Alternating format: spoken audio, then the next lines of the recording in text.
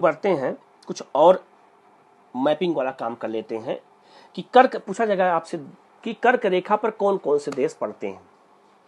तो मैंने इसीलिए आप लोगों को सुविधा के लिए, याद दिलाने के लिए, मैं अलग अलग महाद्वीप के अनुसार देशों को लिख दिया हूं। जैसे उत्तरी अमेरिका का कौन देश कर्क रेखा पर है, अभी दिखाऊंगा मैं सब। अफ्रीका का कौन सा देश कर्क रेखा पर है और एशिया का कौन सा देश कर्क रेखा पर है। और आप लोगों का ये टारगेट है, आप लोगों को ये याद करना पड़ेगा और एक दिन में याद नहीं होगा। आप बार बार जब मैप देखते रहेंगे तो आपको चीजें याद होती चली जाएंगी। लेकिन आपसे रिक्वेस्ट है कि अगर ये याद नहीं होगा तो अगर क्वेश्चन कोई आया तो आपका गलत हो जाएगा। इसलिए आपसे रिक्वेस्ट है कि इसको आप लोग याद रखना, ठीक है। अब देखना ध्यान से कि कर्क रेखा पर देश कौन कौन से हैं। तो उत्तरी अमेरिका में कौन सा देश है, मैक्सिको। उत्तरी अमेरिका का अभी दिखाऊंगा मैपिंग में भी। उत्तरी अमेरिका का मैक्सिको जो देश है वो किस पर है, कर्क रेखा उसके बीच से होकर गुजरी है। तो पूछा जाएगा एग्जाम में कि कौन सा ऐसे देश है जिसपे कर्क रेखा नहीं गुजरती है या कर्क रेखा गुजरती है। तो ऐसे बहुत सारे क्वेश्चन आपसे आए हुए हैं। तो इसीलिए मैंने सोचा कि आपको ये बता दूं कि जिससे आपको चीजें याद रहें और आप जो है अच्छे से इसको टैकल कर सकें और अच्छा नंबर आप पाएं और आपका काम आप सिलेक्ट हो जाए। तो ये बहुत बेसिक चीजें हैं, अगर आप इनको नहीं जानेंगे तो आपका जो है जीएस अच्छा मजबूत नहीं होगा, ठीक है ना। अब अफ्रीका देश का कौन कौन से देश, अफ्रीका देश के कौन कौन से जो कर्क रेखा पर हैं, तो पश्चिमी सहारा देश, मारिटेनिया, माली, ठीक है, अल्जीरिया, लीबिया, मिस्र। हो सकता है कुछ लोग ये नाम देख सुने भी ना हो और कुछ हो सकता है ये देश देखे ना हो। तो आज उनसे दर्शन भी करवा दूंगा, इन देशों को घुमा दूंगा। आज आपको फ्री में जो है अफ्रीका की सैर कराऊंगा, पूरे विश्व की लगभग सैर कराऊंगा, ठीक है। आपको मजा भी थोड़ा आएगा घूमने में, लेकिन घर पे घूमना, बाहर नहीं निकलना है, लॉकडाउन है, ठीक है, मन से घूमना है। तो अफ्रीका में पश्चिमी सहारा, मारिटेनिया, माली, अल्जीरिया, लीबिया और मिस्र। और एशिया के कौन कौन देश हैं, तो इसमें आपका कौन है, सऊदी अरब, यूएई, ओमान, भारत भी ये पड़ता है, भारत भी से कर्क रेखा गुजरती है। बांग्लादेश, म्यांमार, चीन, ताइवान, इन देशों से कर्क रेखा गुजरती है और सबका मैप आपके सामने है, ये दिख रहा है। देखो ये मैंने जो है बना दिया है, ये देखो कर्क रेखा है, ये मैंने फोटो खींचा जिससे आपको याद रहे। देखो कर्क रेखा बीच से गुजरी है, नहीं मैक्सिको की, ये आपको याद रहेगा, ठीक है। अब यहाँ देखो अफ्रीका के देश कौन कौन से हैं जिससे कर्क रेखा गुजरी है। तो ये देखो ये कर्क रेखा है, यहाँ लिखा भी है कर्क रेखा।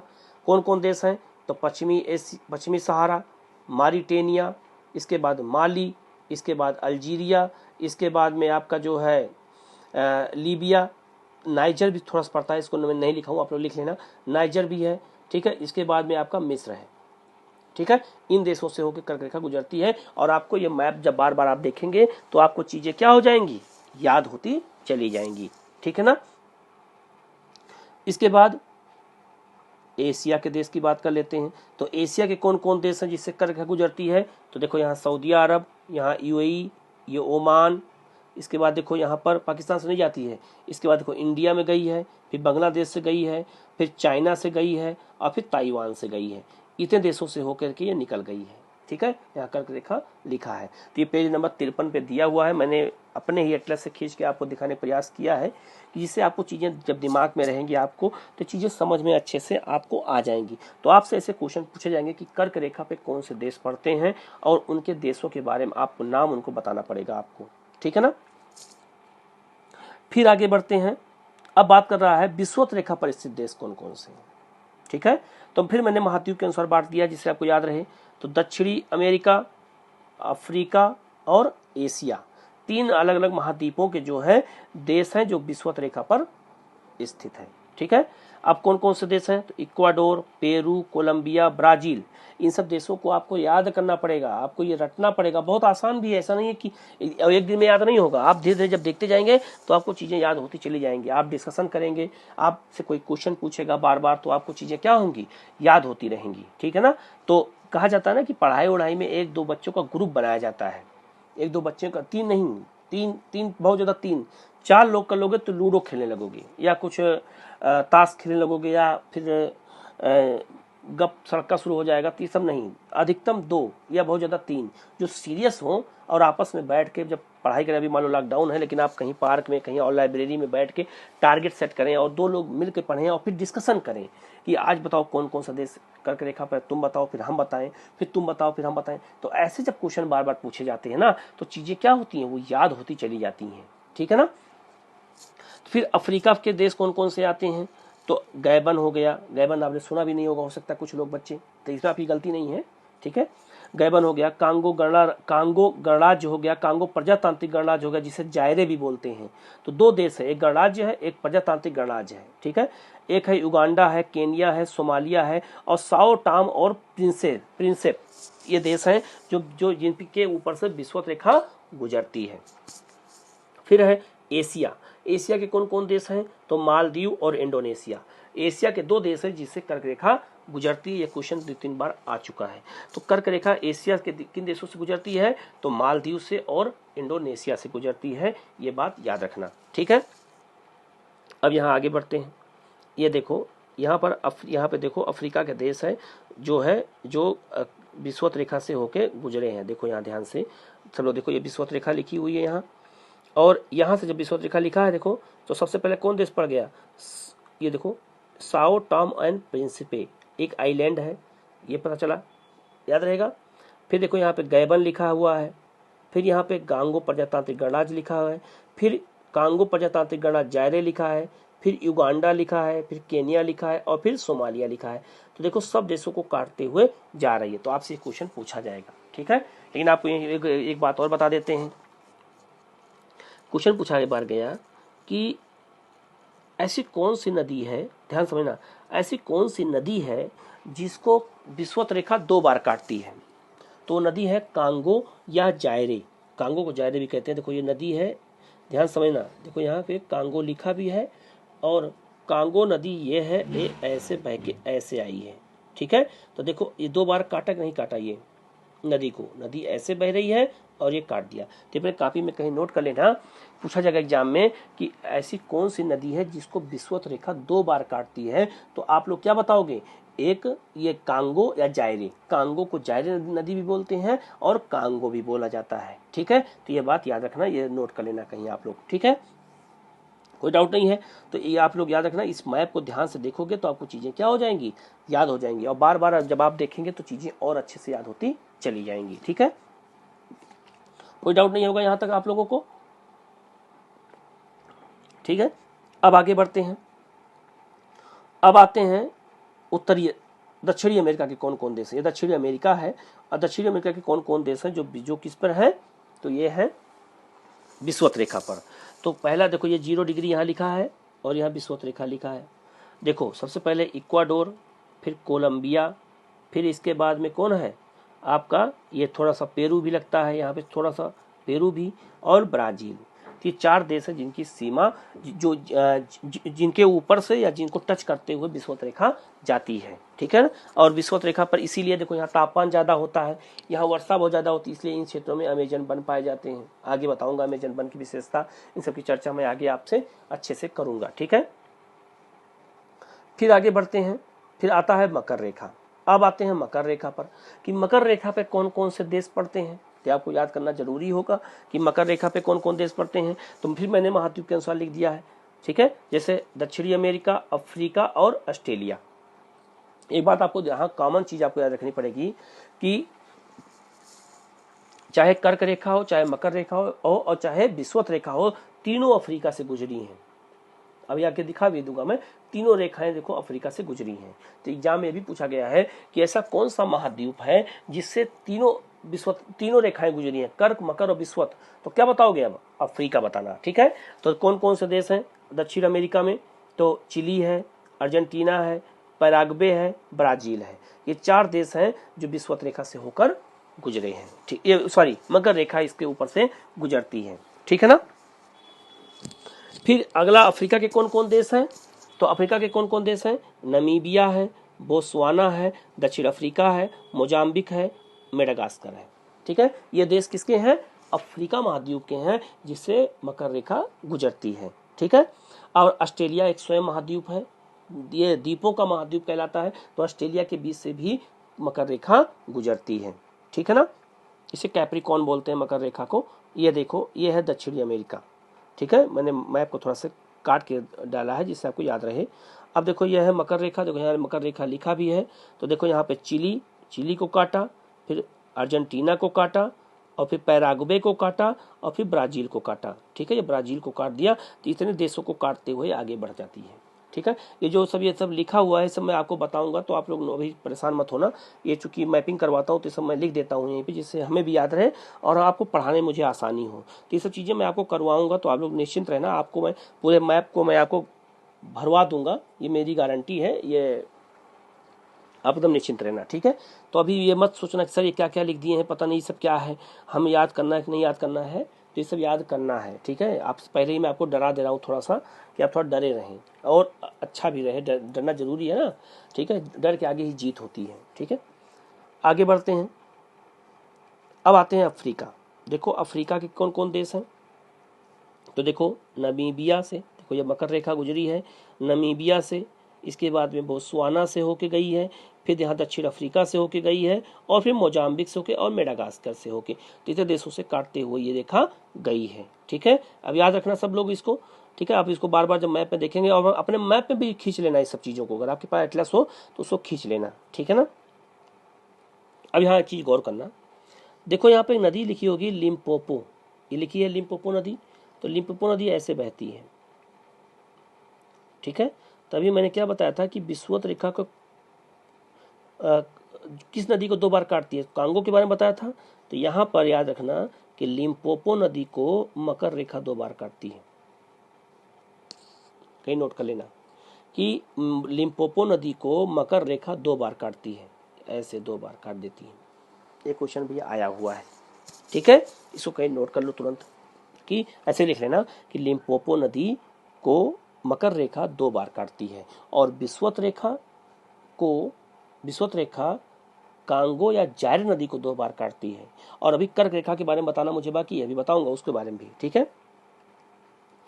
आगे बात करते हैं। अब हम आते हैं ऑस्ट्रेलिया पे। देखो ऑस्ट्रेलिया के बीच से ही देखो यहाँ पे भी गई है कौन सी रेखा, तो मकर रेखा, ये भी गई है, ठीक है। यहाँ पे मकर रेखा तो ऑस्ट्रेलिया को भी काटती है, ठीक है ना। ये सब आपको याद रखना है।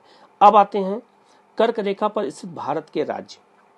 कर्क रेखा पर स्थित भारत के राज्य कितने हैं, तो 8 राज्य हैं जो टोटल भारत ये कर्क रेखा काटती है, उन राज्यों से होकर गुजरती है, काटती नहीं है, सॉरी गुजरती है वहां से, ठीक है। तो कौन कौन से राज्य हैं, गुजरात, राजस्थान, एमपी, छत्तीसगढ़, झारखंड, पश्चिम बंगाल, त्रिपुरा और मिजोरम, ठीक है। ये 8 राज्य हैं भारत के जो किससे, जहां से होकर के हम जो है कर्क रेखा गुजरती है, ठीक है। ये राज्य कौन कौन से हैं, अब यहाँ आप लोग देख लेना ध्यान से कौन कौन राज्य हैं। तो यहाँ देखो, ये हो गया आपका बेटा, सब लोग ध्यान देना, गुजरात, ये गुजरात है, ये राजस्थान से होकर गई है, देखो ये देखा गई है, देखो ये, ठीक है।